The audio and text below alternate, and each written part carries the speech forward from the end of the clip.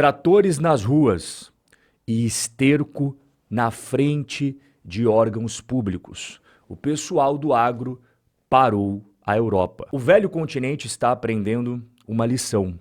Não são os burocratas em seus gabinetes climatizados que vão determinar o destino de uma nação. Não.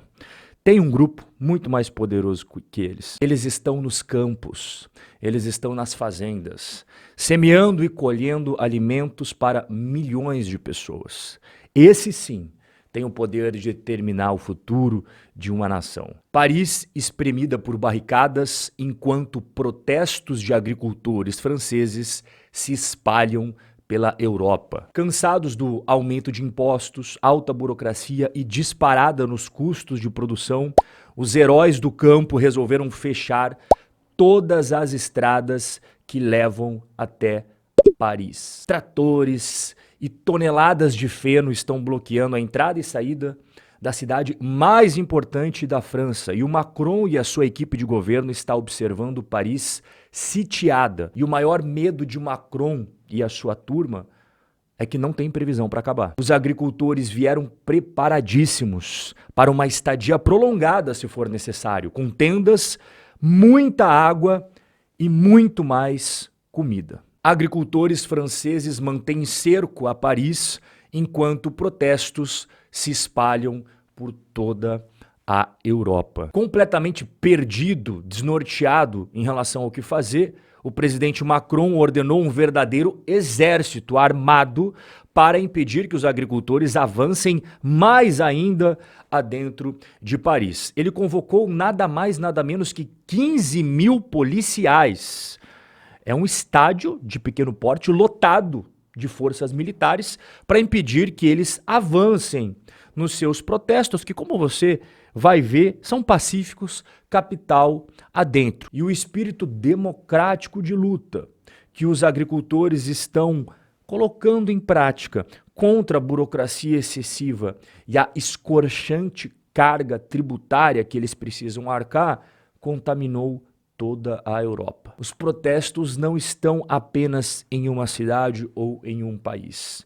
O gênio saiu da lâmpada e agora, para colocar ele de volta, não tem o que fazer. Itália, agricultores protestando nas principais estradas e nos centros das cidades em todo o país desde ontem, dia 30 de janeiro. Agricultores espanhóis vão juntar-se aos protestos europeus. Porto, na Bélgica, bloqueado, enquanto protestos de agricultores se espalham por toda a Europa. Especificamente, esse porto aqui é aquele que fica em Antuérpia, na Bélgica, e é considerado um dos maiores e mais importantes da Europa. Ele fica localizado no Mar do Norte. Já está impactando tanto as importações quanto as exportações de alimento entre a Bélgica e o Reino Unido, Irlanda e Escandinávia. Mas afinal de contas, por que que o agro está fazendo tudo isso?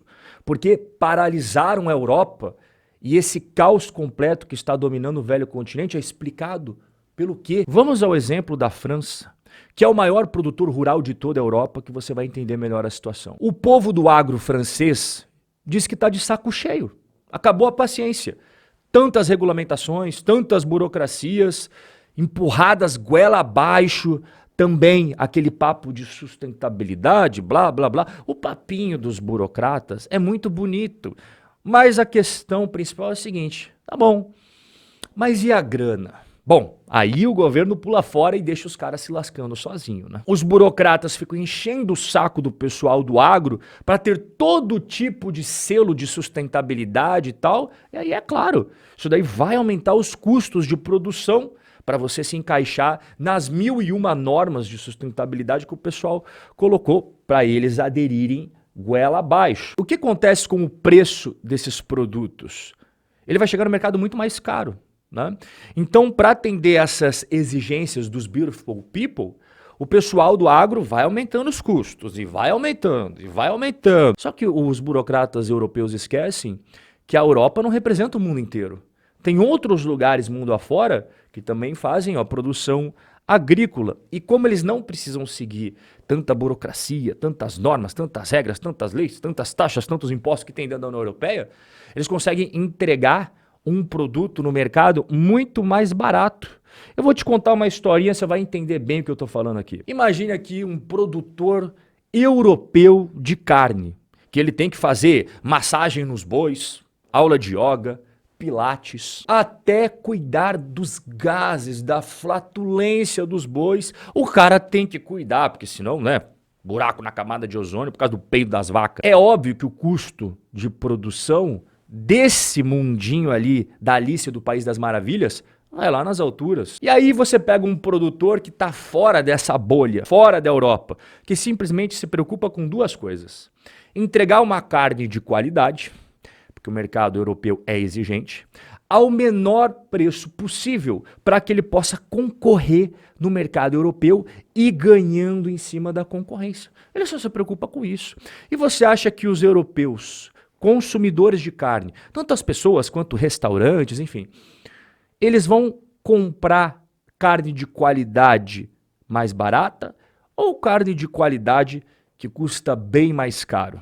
É por isso que eu falo, o mundo dos burocratas, colorido, com arco-íris e um pote de ouro ao final dele, se choca com a realidade e dá isso daqui.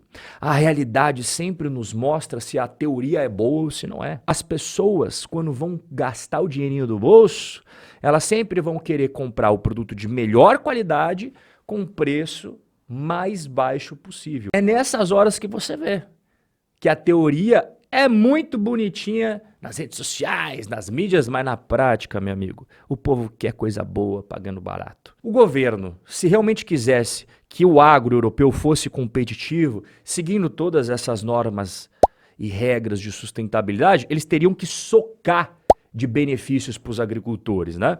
Um monte de subsídio para os caras, cortar impostos, diminuir a burocracia, enfim, teria que ajudar esse pessoal do agro sustentável que eles estão impondo para que seja, né, para cobrir os custos dessa agenda verde, que custa muito caro, não é nem um pouco barato. Só que os governos europeus ficam aqui, né, só na garganta, cortam subsídios, aumentam impostos, aumentam a burocracia, pô, aí não tem como. Aí o pessoal do agro não tem sangue de barata, né? E aqui vem um detalhe muito, muito interessante de você saber. A Ucrânia, ela está em um conflito bélico que já se arrasta há muito tempo com a Rússia. Isso daí você está cansado de saber, porque você vê nas notícias e tal. Enfim, a União Europeia, levando em consideração que a Ucrânia está nessa situação de devastação do seu território e tal, ela renunciou a todas as cotas e direitos sobre taxas e impostos relacionada à Ucrânia, desde que começou o conflito. Na teoria é uma ideia boa. Pô, o país está devastado, vamos acabar com os impostos referentes à Ucrânia para ajudar os caras.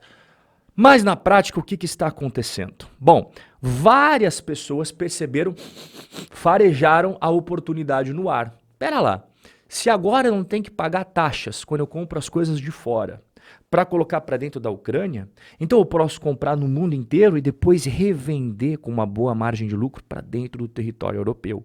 E é isso que está acontecendo com um monte de pessoas que farejaram essa oportunidade de negócios no ar. Então eles conseguem comprar carnes, grãos, hortifruti de modo em geral, frutas e verduras, de fora da União Europeia, sem pagar os impostos, que são altos, justamente para proteger a produção interna do agro europeu, e eles revendem dentro da Europa. Claro, vai ser um preço muito mais baixo. E aí você vai aniquilando a concorrência que precisa seguir todas as regras de burocracia de impostos. Então é uma avalanche de problemas que o pessoal do agro europeu está enfiado. E aí eles perderam a paciência e é por isso que você está vendo Alemanha, Polônia, França, Espanha, Itália, Bélgica, todo mundo bloqueando estrada, indo na frente de órgão público e fazendo pressão em cima dos burocratas. O nosso bate-papo de hoje vai ficando por aqui, mas eu tenho encontro marcado com você amanhã, neste mesmo lugar. Forte abraço, até lá.